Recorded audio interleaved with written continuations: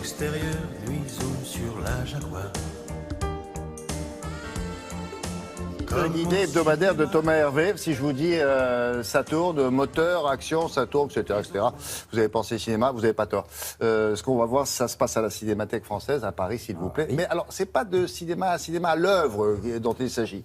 C'est la façon dont on réalisait l'œuvre. Exactement. C'est-à-dire qu'en fait, ça s'appelle de Méliès à la 3D et c'est essentiellement les caméras avec lesquelles on a tourné les films. Mais ce qu'il y a d'extraordinaire dans cette exposition, et ce qui va vous convaincre parce que vous êtes des fanatiques de cinéma, c'est qu'en fait, les deux ont un rapport très très étroit. C'est-à-dire qu'en fonction de la caméra qu'on a, on fait une œuvre différente. Je m'explique. Quand vous avez une caméra, par exemple, qui ne marche pas, qui fait des sautes et qui fait des erreurs, eh bien, cela va donner des trucages. Cela va donner des moments magiques et tout à coup, vous allez avoir des gens qui apparaissent et qui disparaissent uniquement parce qu'il y avait un problème avec la caméra. Et tout au long de cette exposition, vous vous apercevez que des mouvements comme par exemple la nouvelle vague avec Lelouch naissent parce qu'à un moment donné, quelqu'un décide de prendre sa caméra sur ses épaules et de faire quelque chose qu'on ne faisait jamais avant, c'est-à-dire le tour de ces personnages et de ces acteurs en même temps qu'ils sont en train de jouer. Et tout à coup, vous avez cette caméra, parce qu'elle est portable et parce qu'elle permet de faire ce Claude plan... Lelouch, contemporain de la Nouvelle Vague, mais pas membre de la Nouvelle Non, Vague. jamais, Attention, parce que les autres disaient Soyons oui, précis, Thomas.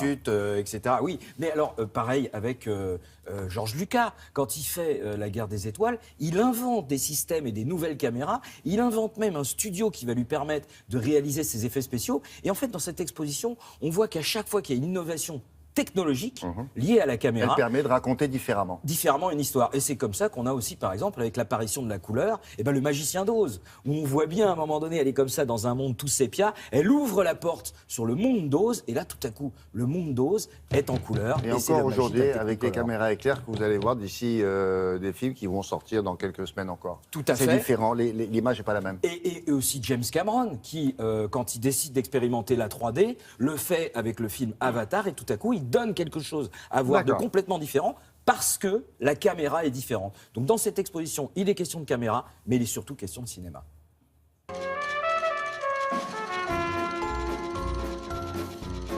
On démarre par la première caméra de Georges Méliès. Alors, il va voir les frères Lumière, il veut leur acheter une caméra, et les frères Lumière disent « Non, non, vous savez, le cinéma, ça ne marchera pas. » En fait, c'est parce qu'ils sentent la concurrence de Méliès, ils ne veulent pas lui vendre de caméra.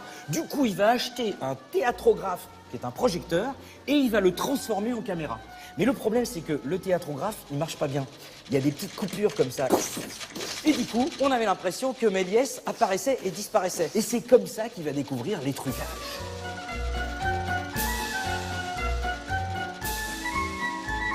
Et puis, vous avez l'apparition du son. Le problème, c'est qu'il faut une synchronisation entre l'image et le son. C'est-à-dire que si l'image, la pellicule cassait, on pouvait la récupérer, mais pas le son. Et donc, il y avait une désynchronisation. Et c'est bizarre. Oui, c'est bizarre parce que vous ne voyez pas les mêmes mouvements que ce que vous entendez. C'est ça, la désynchronisation. C'était le cauchemar des projectionnistes en 1927. Alors attention, il n'y a pas que des projecteurs de cinéma. Regardez, la première télévision, elle est ici. 1930. La résolution est très mauvaise. En fait, il n'y a que 30 points, comme ça, sur 30 points. Ça fait 900, ça fait pas beaucoup. Aujourd'hui, une résolution haute définition, c'est 1920 par 1080 points. Donc, vous savez combien de points? Je sais pas. Mais ça fait beaucoup, beaucoup plus. Voilà. Donc, si vous avez pris, vous, une bonne résolution pour 2017, c'est pas celle-là. Parce que 30 par 30, c'est pas une bonne résolution du tout.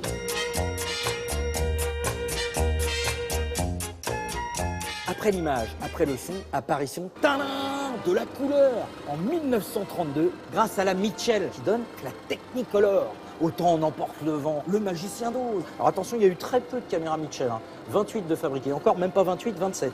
Parce qu'en fait, la numéro 13, ils l'ont jamais faite. Bon, cela dit, celui qui a eu la 14, techniquement, c'était la 13. Bah, si la 13 n'a pas existé, la 14, ou alors la 12, je sais pas. Enfin, en tout cas, elle est en couleur.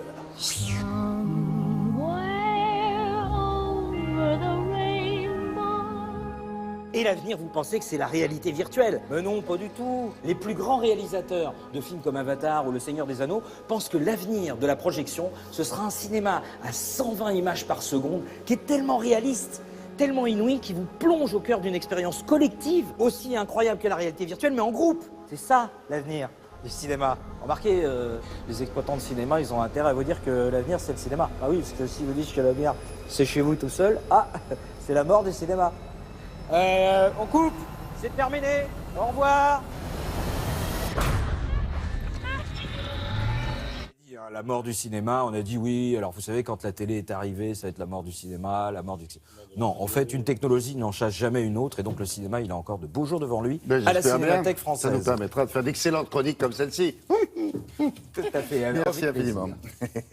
Voici nos revues de presse culturelle.